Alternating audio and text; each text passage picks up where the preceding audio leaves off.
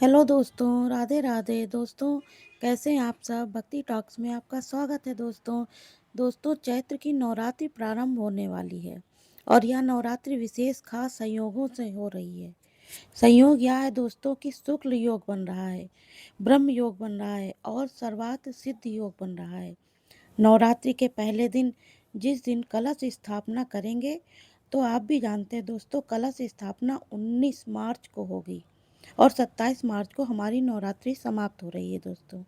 तो अब इस बात को जानते हैं और इस बार की नवरात्रि में यदि कुछ खास उपाय करते हैं, सुख भी मिलेगा, धन भी मिलेगा और विशेष चीज़ें आपको यह जानना है। तो आइए वीडियो का प्रारंभ करते हैं दोस्तों।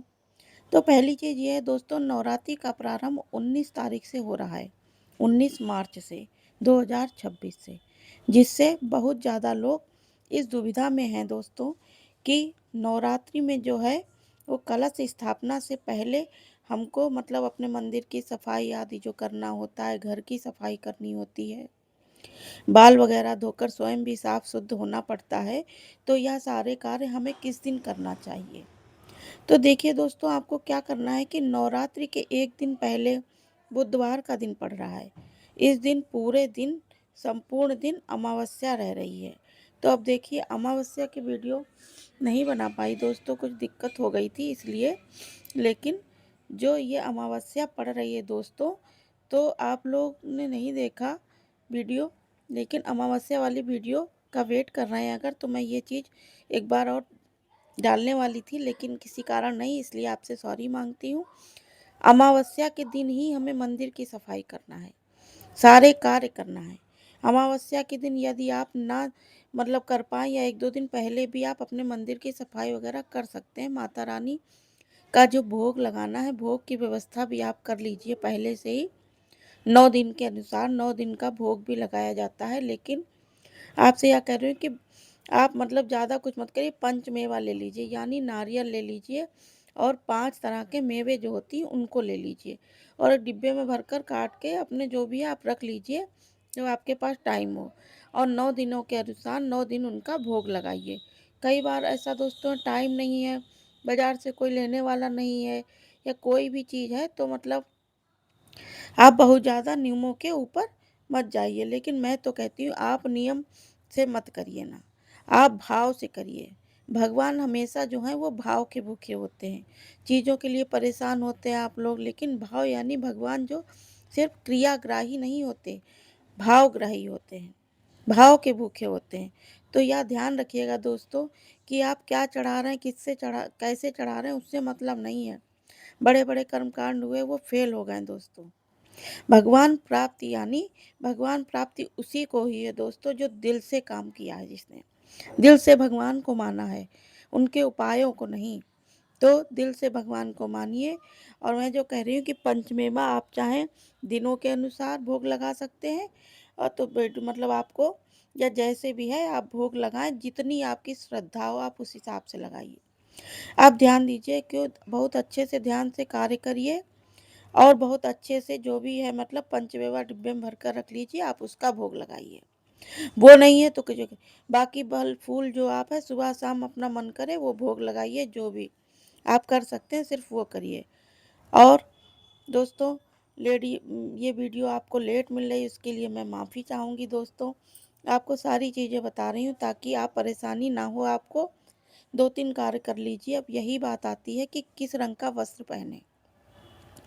तो देखिए, बहुत से लोग दिनों के अनुसार अलग अलग रंग के वस्त्र पहनते हैं। अब आपकी मर्जी है, आपकी इच्छा है, आप पहने, लेकिन कहे अनुसार एक कोई वस्त्र ले लीजिए, चाहे वो लाल रंग का हो या पीले रंग का हो। पुरुष भाई जो हैं वो गुलाबी रंग का या लाल रंग का भी अपना शर्ट, टी शर्ट, कुर्ता जो भी पहनना चाहें वो पहन सकते हैं और उसी को प्रतिदिन पूजा में आप प्रयोग करिए। एक चीज़ बताऊं, अगर आप ऐसा मतलब आपका वस्त्र होना चाहिए जिसमें बहुत बहुत ज़्यादा ऊर्जा होनी चाहिए। जैसे आप लोग मेरी बात का विश्वास करें ना करें, वो होता है। आप कोई लाल रंग की साड़ी ले लीजिए पुरुष भाई लोग, मैंने बताया आप केवल पूजा पाठ में ही मतलब उसको पहनिए। आप विश्वास नहीं मानेंगे कि उस वस्त्र में बहुत ज़्यादा एनर्जी, बहुत ज़्यादा ऊर्जा होती है। तो आप सुबह शाम उस वस्त्र को पहने और उसे फोड़ करके आप मतलब रख दें, कि ज़रूरी नहीं कि आप उसे रोज़ धोएँ। जब वो पूजा में ही आप पहन रहे हैं तो 2-3 दिन के बाद आप उसे धो सकते हैं। आप चाहें तो हर दिन पूजा में पहने और तुरंत उतारें, बिल्कुल धोने की ज़रूरत या आवश्यकता नहीं है। अब आप लोग ये कार्य कर लीजिएगा, आप पहले से तैयारी कर लीजिएगा कि नवरात्रि गुरुवार से प्रारंभ हो रही है। गुरुवार को माँ के आगमन डोली पे होता है। तो यह देश संसार के लिए बहुत उचित नहीं माना जाता है। हालांकि माता की विदाई हाथी पे हो रही है, जो कि शुभ है। कहा जाता है ना अंत भला तो सब भला। तो थोड़ी सी सावधानी रखने की भी ज़रूरत है दोस्तों। माता को प्रसन्न करने के लिए कुछ विशेष कार्य करने की भी ज़रूरत है। तो यह जो 2-3 कार्य हैं, इनको आप बहुत अच्छे से कर लेना दोस्तों, सब बढ़िया से। जो चीज़ें मैं आप बता रही हूँ, कपड़े वगैरह का ध्यान रखना है और प्रसाद के लिए पहले से ही इंतज़ाम करके रख लीजिएगा। मंदिर में आप कर लीजिएगा और अगली दुविधा दूर हो जाती है। तो दोस्तों, हो सके तो लहसुन प्याज और 9 दिन त्याग दीजिए। 9 दिन क्या, 1 दिन पहले से ही लहसुन प्याज नहीं खाना चाहिए। अब देखिए, घरों में बहुत से लोग, यहाँ है प्रश्न आया कि मेरे घर में सभी मतलब लहसुन प्याज खाते हैं, तो क्या मैं जो अपने मंदिर है वो बेडरूम में मतलब कर सकती हूँ पूजा? तो देखिए दोस्तों, बेडरूम में कभी भी मतलब पूजा या मंदिर नहीं रखना चाहिए। और क्योंकि पहले ही मतलब वीडियो में मैंने बता चुकी हूँ पहले कि भाव सज्जा है, आप भाव से पूजा कर रहे हैं। बिल्कुल जितना आपके साथ हो सकता है उतना करिए और किसी प्रकार का कोई नुकसान नहीं होगा। बस आप मत खाइए। इस चीज़ को बहुत ध्यान से रखिए और बेडरूम में मंदिर बनाना उचित नहीं है। दाम्पत्य मतलब जीवन जो है वो गड़बड़ करता है। मजबूरी में बनाना पड़ा है तो उस पे पर्दा डालकर रखिए दोस्तों। यह एक विशेष नियम है और लहसुन प्याज तो बहुत दुविधा में रहते हैं, तो वो लोग इस बात का ध्यान रखें। कि एक और विशेष बात बतानी है, नवरात्रि में ब्रह्मचर्य का पालन करना यह आपको अनिवार्य है दोस्तों। अब ध्यान रखें आप कि इस बात का आपको बहुत अच्छे से ध्यान रखना है। अब बात आती है नवरात्रि में बाल कब धोएं। तो देखिए, बहुत सारे लोग नवरात्रि में साबुन आदि नहीं लगाते हैं, तेल नहीं लगाते हैं, सिंदूर भी नहीं लगाते हैं। लेकिन देश काल परिस्थिति के अनुसार, समय के अनुसार सारी चीज़ें बदल चुकी हैं दोस्तों। पहले के लोग, ज़्यादातर जो महिलाएं थी, वो ये नियम करती थी कि वो लोग घर में रहती थी, तो अब वो जो है बाल वगैरह ना धोएं तो काम चल जाता था। लेकिन अब परिस्थितियाँ ऐसी नहीं हैं। हमें अपनी परिस्थितियों को ध्यान में रखकर 8 या 9 दिन बाल ना धोएं तो थोड़ी समस्या आ जाएगी। जिनको बाहर निकलना है, धूल है, धूप है, तो वो लोग मतलब आप बाल धो लीजिएगा माँ से क्षमा मांग के।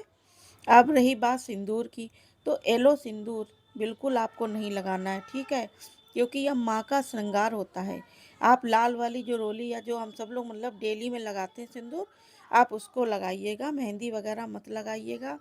कोई नई चूड़ी, नया कपड़ा, यह सब आपको नहीं लेना है करना।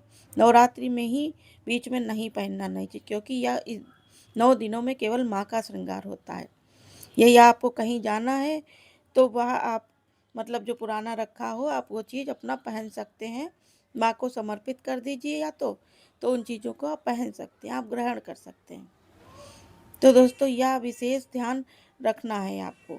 और तीसरी चीज़ आपको बता दूं दोस्तों कि कौन सा महत्वपूर्ण कार्य है जिसे आपको करना है। बाल धोने वाली दुविधा से लेकर आप फंसी हुई हैं बहुत ज़्यादा इस बारे में, मतलब कई लोग मतलब परेशान हैं कि नवरात्रि में मतलब जो थोड़ा व्यस्त थी इसलिए आपको वीडियो नहीं बना पाई। इसके लिए फिर से मैं आपसे क्षमा मांगती हूँ। तो हाँ, एक चीज़ बताने वाली हूँ कि मैं रात को 18 तारीख को, यानी 18 तारीख को लाइव आने वाली हूँ। और निश्चित तौर पर दोस्तों आपकी परेशानियों का अंत होने वाला है। तो देखिए, ये अमावस्या जो लग रही है 18 तारीख से ही, और 19 तारीख को हम कलश स्थापना करने वाले हैं। लेकिन अमावस्या 8 बजे के बाद लग रही है, तो 18 तारीख को यानी बुधवार को। तो इस दिन आप चाहें तो बाल मतलब धो सकते हैं। अब वीडियो मतलब जो भी है उसमें कोई दिक्कत नहीं। कलश स्थापना से पहले माँ से प्रार्थना करके और आप अपना बाल धो लीजिए, साफ शुद्ध हो जाइए, और तब आप कलश स्थापना कर सकते हैं दोस्तों। इस विशेष ध्यान रखिएगा दोस्तों कि नवरात्रि के व्रत को हमने संकल्प ले लिया, कलश रख दिया या मतलब पीरियड्स वगैरह बीच में आ गए, क्या करेंगे?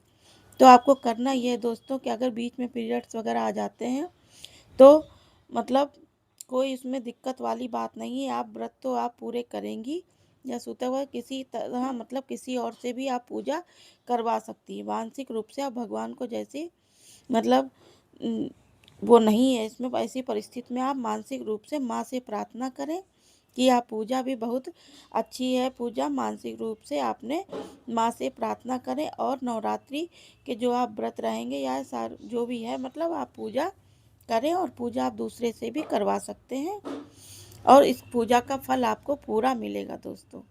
और पूजा करने से फ़ायदा क्या है? उनके लिए फ़ायदा जो नहीं कर सकते हैं। अब तीसरी चीज़ यह है दोस्तों कि हम यह हमारी चीज़ें हो गई। अब सूतक पातक की बात हो गई। पीरियड्स में क्या करें?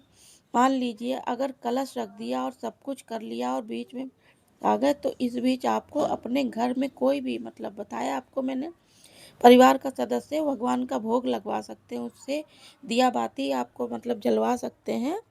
हुँ? और अगर कोई भी मतलब है तो आप ये चीज़ कर सकते हैं।